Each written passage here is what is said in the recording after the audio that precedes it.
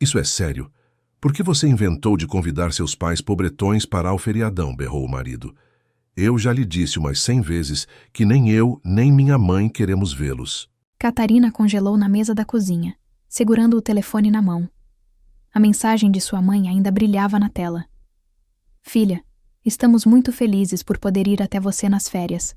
Seu pai finalmente conseguiu tirar as férias. E as passagens já foram compradas. Marcelo estava parado na porta. Seu rosto se contorcia de raiva. Ele vestia uma camisa cara de uma marca famosa, calças elegantes, um relógio que custava tanto quanto um carro usado. Tudo isso contrastava fortemente com o semblante distorcido de ódio. Eu não prometi nada, disse Catarina baixinho, baixando o olhar. Mamãe ligou e perguntou onde estávamos planejando passar o feriado. Eu disse que provavelmente não iríamos a lugar nenhum. Isso é um convite para você? Marcelo pegou um vaso de cristal da mesa, presente de casamento de sua mãe, e o lançou contra a parede com toda a força. Catarina estremeceu ao ver os cacos se espalharem por toda a cozinha. 3 anos de casamento. 3 anos de humilhações. 3 anos tentando, a todo custo, corresponder à imagem de esposa e empresária de sucesso. E 3 anos sem ver seus pais. Fica calmo, eu posso ligar e cancelar, você quer? Perguntou ela, tentando evitar que sua voz tremesse. Você acha que eu não consigo fazer isso sozinho? Retrucou Marcelo, arrancando o telefone das mãos de Catarina. Vou explicar a eles agora que não devem aparecer sem convite. Não. Catarina tentou recuperar o telefone, mas Marcelo a empurrou. Olá, dona Lourdes, falou Marcelo ao telefone, com falsa polidez. Aqui é o Marcelo. Tivemos um pequeno mal-entendido. Catarina observava o marido andar de um lado para o outro pela cozinha, explicando para seus pais o porquê eles não deveriam vir visitar a filha deles. E nesse momento, algo quebrou dentro dela. Cada palavra, cada frase, dita com aquela falsa preocupação, estava impregnada de desprezo. Sim, claro. Em outra oportunidade seria ótimo, continuava Marcelo. E a senhora sabe como a Catarina anda ocupada. Trabalho, eventos sociais, a senhora entende, né? Quando ele terminou a ligação e devolveu o telefone, Catarina percebeu várias chamadas perdidas de sua mãe que haviam chegado antes. Ela provavelmente queria contar sobre as passagens. Problema resolvido, disse Marcelo com um ar presunçoso. E tente não criar situações parecidas novamente. Você sabe muito bem o que penso da sua família. Catarina olhou silenciosamente para os fragmentos do vaso. Da mesma forma, suas esperanças de que, com o tempo, Marcelo aceitaria sua família também estavam despedaçadas. Eu mesma irei até eles, disse ela de repente. Durante o feriadão, Marcelo, que já se dirigia para a saída da cozinha, virou-se lentamente. O que você disse? Eu quero visitar meus pais, repetiu Catarina, surpresa com a própria coragem. Faz 3 anos que não os vejo. E você leva em conta os meus planos? Íamos visitar minha mãe na casa de campo em maio. Ela está organizando uma recepção. Meus sócios estarão lá. Posso faltar a esse compromisso, respondeu Catarina. E me envergonhar? Gritou Marcelo. Fazer com que todos perguntem onde minha esposa está e eu tenha que explicar que foi para o interior visitar os pais alcoólatras? Meus pais não são alcoólatras, retrucou Catarina, pela primeira vez levantando a voz durante a discussão. E quem são eles? Debochou Marcelo. O pai é eletricista em uma fábrica. A mãe é vendedora em uma loja. Moram em um apartamento de 2 quartos num prédio velho de concreto. No ano novo, nos mandaram potes decorados com gatinhos.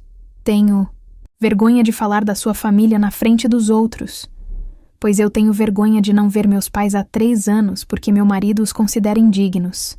Se gritou Catarina. Ela nem percebeu quando Marcelo se aproximou. O tapa acertou em cheio sua bochecha, fazendo-a recuar até bater contra a borda da mesa.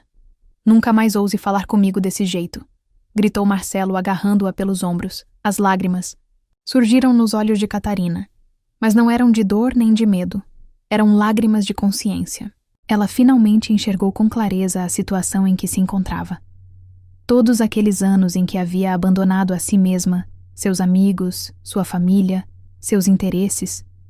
Anos tentando se encaixar na imagem idealizada por Marcelo, aceitando humilhações, como se fossem dificuldades temporárias. Me solte, disse ela com voz serena. Marcelo, surpreso com essa calma repentina, abriu os dedos. Vou para a casa dos meus pais, continuou Catarina. E não será no feriado. Eu vou hoje. O quê? Como é? Marcelo arregalou os olhos. Vou pedir o divórcio. As palavras saíam com dificuldade para ela, mas a cada frase dita, sentia que tudo ficava mais fácil. Não posso mais viver assim. Você está louca? Marcelo riu nervosamente. Para onde você vai? Como vai viver? Acha que seus pais poderão lhe sustentar? Ou espera que eu pague pensão alimentícia? Esqueça. Eu vou destruir você. Vou te deixar sem nada. Melhor sem nada do que com você, respondeu Catarina, saindo da cozinha. No quarto, ela tirou uma mala velha, a mesma com que havia chegado naquele apartamento há 3 anos. Começou a dobrar algumas roupas, vestidos, jeans, camisetas. Marcelo a observava, encostado no batente da porta. Pare com esse circo, disse ele, vendo que Catarina estava falando sério. Vamos conversar com calma.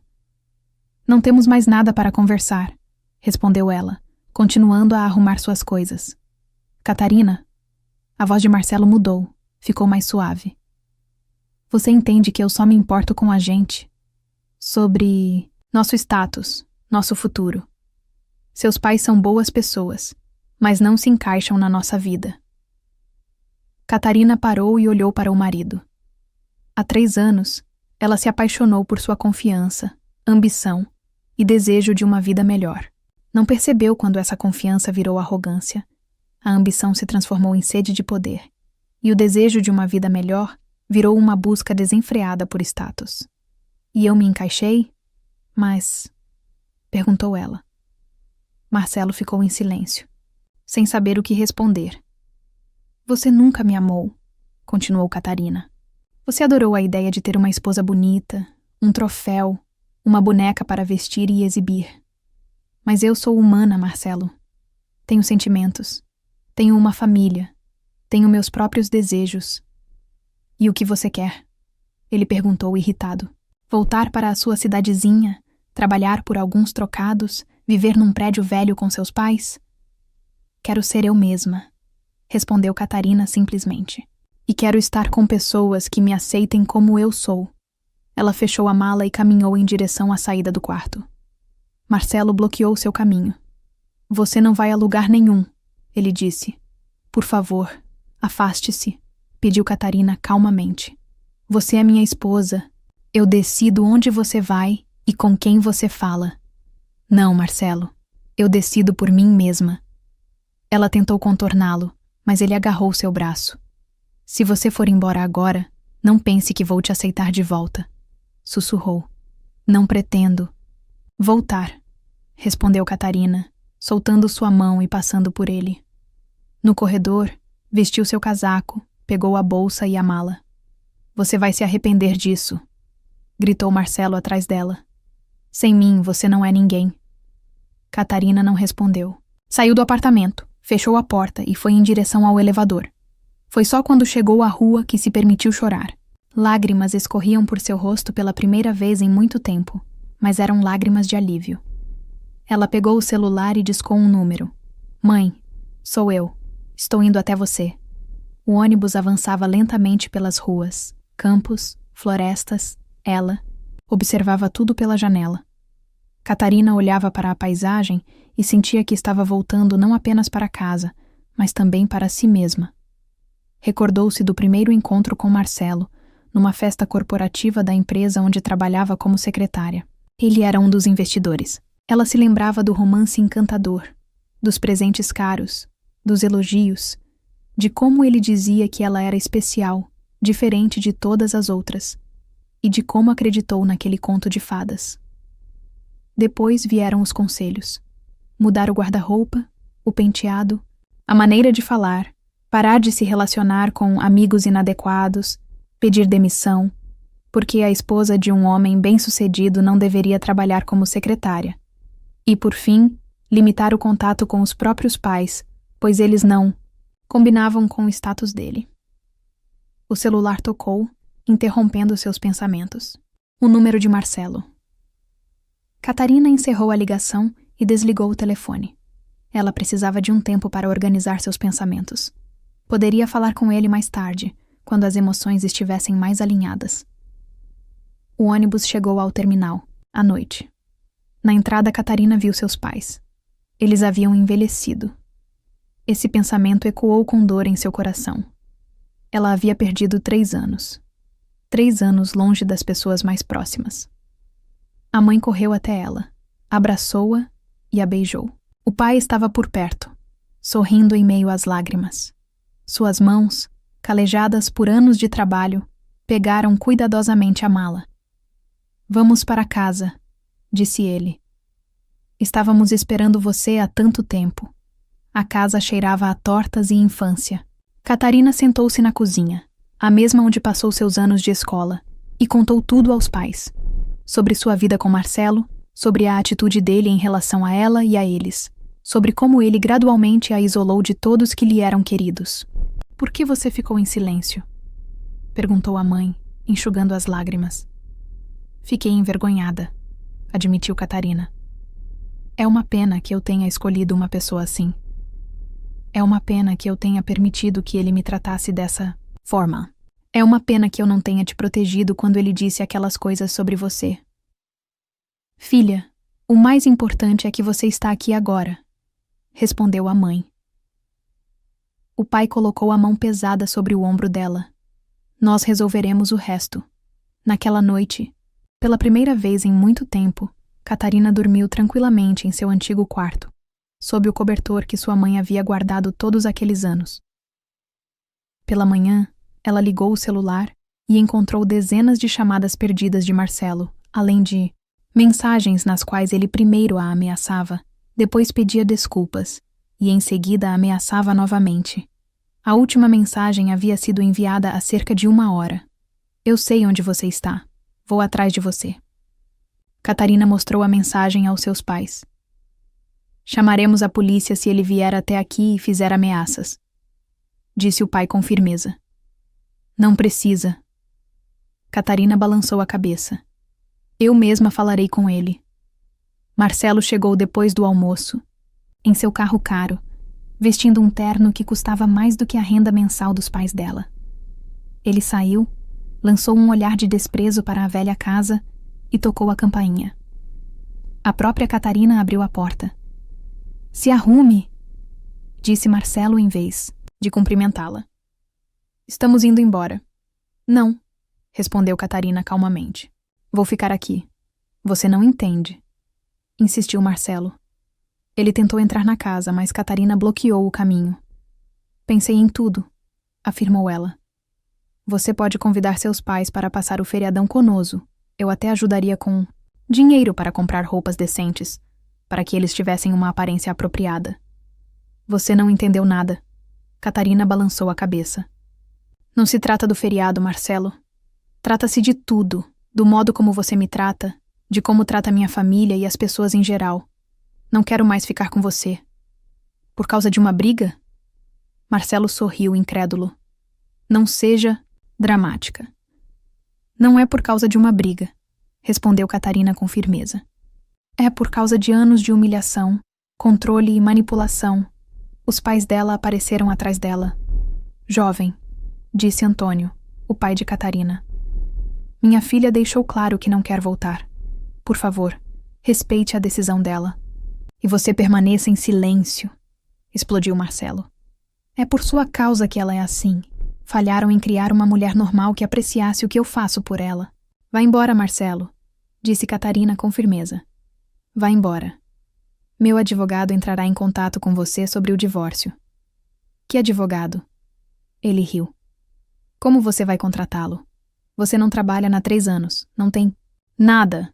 "Eu tenho formação, experiência profissional e vontade de recomeçar", respondeu Catarina. "E tenho uma família que me apoia." "Esses pobres coitados." Marcelo acenou com desprezo na direção dos pais. Essas pessoas me ensinaram muito mais do que o dinheiro pode comprar, disse Catarina. Eles me ensinaram respeito, amor, e que o verdadeiro valor de uma pessoa não está em sua conta bancária nem em seu status. Agora, por favor, vá embora. Ela fechou a porta na cara dele sem esperar por uma resposta. Já haviam se passado 3 meses do término. Catarina estava sentada em um pequeno café no centro de sua cidade natal, conferindo documentos. Depois de voltar para casa, ela rapidamente conseguiu um emprego. Primeiro como administradora em um hotel local e depois, graças à sua experiência e formação, conquistou o cargo de assistente de direção em uma nova empresa. O divórcio com Marcelo foi complicado. Ele ameaçou deixá-la, sem nenhum centavo, mas finalmente chegaram a um acordo, muito por conta da persistência do advogado que Catarina conheceu através de velhos amigos. O telefone tocou e o nome de Raíssa, uma amiga de infância com quem Catarina havia restabelecido contato após o retorno, apareceu na tela. Oi, você não vai acreditar em quem eu acabei de ver, disse Raíssa animadamente. Seu ex veio para a nossa cidade com uma loira. Catarina ficou surpresa. Para quê? Perguntou. Não faço ideia, mas eles se hospedaram no Prime Hotel. Pelo visto, ele veio a negócios. Catarina agradeceu pela informação e ficou se perguntando o que Marcelo estaria fazendo naquela cidade pequena. Será que ainda tinha esperanças de reconquistá-la? À noite, voltando para casa, Catarina viu um carro familiar estacionado na entrada. Marcelo estava encostado no capô, fumando, um hábito que ele supostamente havia abandonado anos atrás. Olá, aí está. Você? Disse ele ao notar sua presença. Podemos conversar? Catarina assentiu. Eles subiram silenciosamente para o apartamento dos pais dela. Por sorte, Antônio e Lourdes estavam na casa dos vizinhos e não voltariam tão cedo.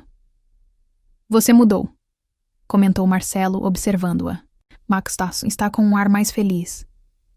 Eu estou mais feliz, respondeu Catarina, oferecendo-lhe um assento. Vim a negócios, começou ele. Estamos abrindo uma filial em uma cidade vizinha. Achei que seria bom nos encontrarmos e conversarmos. Ouvi dizer que você não veio sozinho, observou Catarina. Sim, trouxe a Josi, minha assistente, respondeu Marcelo, desviando o olhar. E acho que estamos saindo mais, se é. Isso que te interessa. Fico feliz por você, disse Catarina com sinceridade. Marcelo a olhou surpreso. É sério. Eu não guardo rancor, Marcelo. Nós apenas nos tornamos pessoas muito diferentes. Ele respirou fundo antes de falar. Pensei muito sobre tudo o que aconteceu, sobre a maneira como me comportei com você. E eu percebi o quanto errei. Catarina. Permaneceu em silêncio, sem saber o que dizer diante daquela confissão inesperada. Eu realmente te amei, continuou Marcelo. A minha maneira, mas é verdade. Eu queria que você fosse alguém que se encaixasse no que eu imaginava. Ser a esposa perfeita. E agora? Perguntou Catarina. Agora eu vejo que fui um tolo. Respondeu Marcelo com um sorriso triste. Perdi uma grande mulher por causa das minhas ambições e dos meus preconceitos. Eles conversaram por mais 1 hora, não sobre o passado ou o futuro, mas sobre o presente. Suas vidas, seus trabalhos, seus planos. Quando Marcelo se despediu, estendeu a mão para Catarina. Nós não podemos ser amigos, disse ele, mas estou feliz que você esteja bem. Também estou feliz que conseguimos conversar em paz, respondeu Catarina, apertando a mão dele. Depois que ele saiu, Catarina foi até a varanda e ficou olhando para a cidade iluminada pelo entardecer. Há pouco mais de 1 mês, ela tomara a decisão mais importante de sua vida. Escolher a si mesma, sua família, seus valores. E não se arrependera nem por um único segundo. O telefone tocou. Era Pedro, um colega de trabalho com quem ela vinha passando cada vez mais tempo. Opa, disse ele. Quer ir ao cinema amanhã? Estreou um filme novo que você pode gostar. Com prazer, respondeu Catarina sorrindo. Ela não sabia onde aquele novo relacionamento poderia levar, mas tinha certeza de uma coisa. Nunca mais deixaria que alguém decidisse como ela deveria viver ou quem deveria amar. Agora, era ela quem escolhia o próprio destino. Agora me diz, você já precisou deixar para trás alguém que te fazia mal? Como você lidou com essa situação? E para você, o verdadeiro sucesso está nos bens materiais ou nas relações que construímos ao longo da vida? Escreve aqui nos comentários, eu quero muito saber. Se você gostou do vídeo, clica em curtir e se inscreve no canal também. Assim você não perde nenhuma história emocionante. E não esquece, deixa também um comentário com uma classificação, de 1 a 10, para mostrar o quanto você gostou. Assista também ao vídeo que agora está aparecendo na sua tela. Até breve.